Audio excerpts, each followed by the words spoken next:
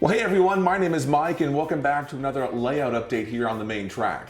If you've watched my previous episodes, you know a little bit about the layout here. This is the HO scale Sedalia Subdivision. It's modeling the Missouri-Kansas-Texas Railroad's Sedalia Subdivision in western and central Missouri back in the late 1980s. The main line ran between Parsons, Kansas and St. Louis, Missouri. I am modeling the central portion, about 30 to 40 miles between Sedalia, Missouri and Clinton, Missouri, and this is what I've got done so far. But first off, I've got a really cool update to a video I did several months ago talking about the loss of hobby shops in our day and age and how a lot of folks have to go online to buy their model train supplies. And I also mentioned how I live in a county here in southwest Missouri of more than 250,000 people, but there are no hobby shops here in my city, and I have to drive about 3 hours away to Kansas City to actually find a full-size train store. Well, in a pretty cool turn of events, something we don't see a lot of these days, we've actually had a brand new train store opening nearby recently. Our friend Ryan opened Iron Planet Hobbies in Rogersville, Missouri, just outside Springfield. And I tell you, it's been pretty nice having a train store 22 minutes away as opposed to 2.5 hours away. If you stop on by, make sure you tell him that Mike from the main track sent you.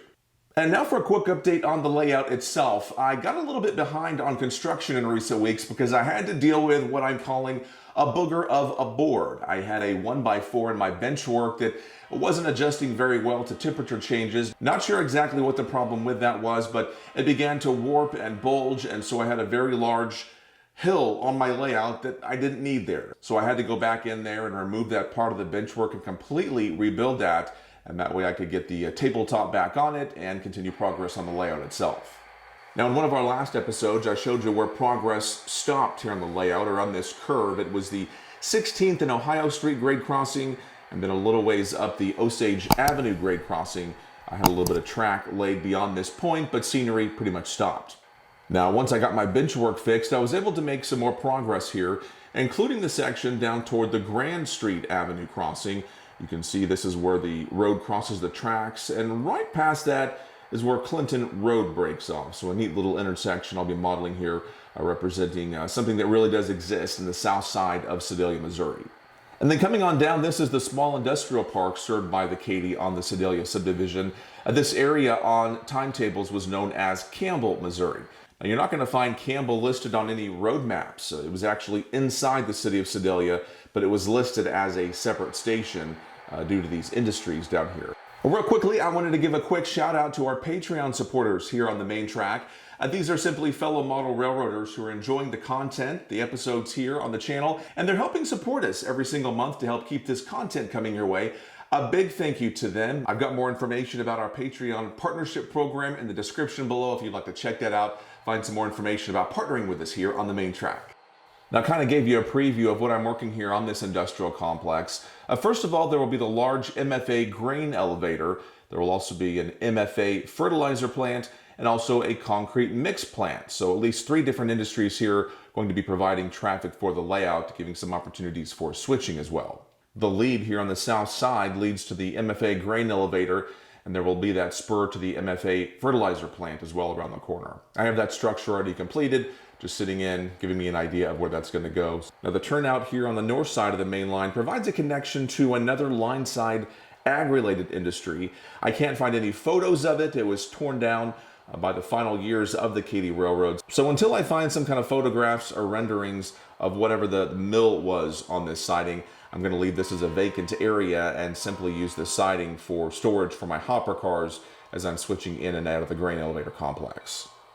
Now, this right here shows you the process for how I do my roadbed and my scenery base. Now, I start off, as most folks do, with cork roadbed, and I lay down foam core board for the other areas where I'm going to put my structures and other scenery. That helps quite a bit to dampen the sound.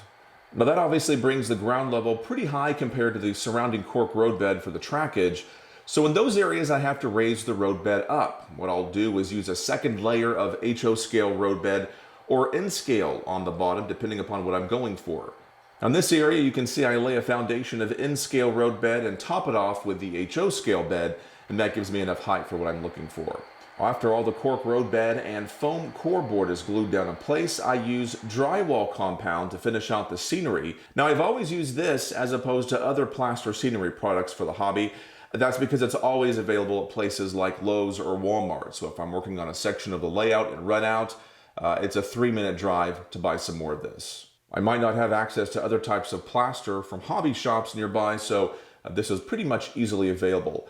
It's also very pliable with your hands or other tools. If you've ever worked with drywall compound before, the stuff goes on pink, and when it's dry, it turns white. So therefore, you know when it's dry, and you can go ahead and start sanding it and painting it or doing whatever you need to do. So that's a pretty nice feature that helps out with the construction. Some other little details I've been working on here on the layout is installing my new signs from scalesigns.com. You may recall I featured them in an episode just a few weeks ago. Now, one thing I did was replace my clearance sign on the Highway 50 overpass. The old clearance sign I had displayed 13 feet 4 inches because that is what I had in the way of offerings of sign products out there at the time.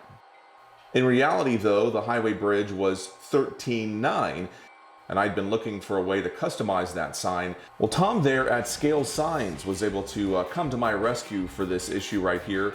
When I placed one of my orders, he included these 13.9 signs. You can see I've got the one on the bridge itself overhead, and also one down for the traffic here off to the side of the highway. Well, as you can see, I've made plenty of progress out here in my garage, aka converted layout room, once things warmed up out here.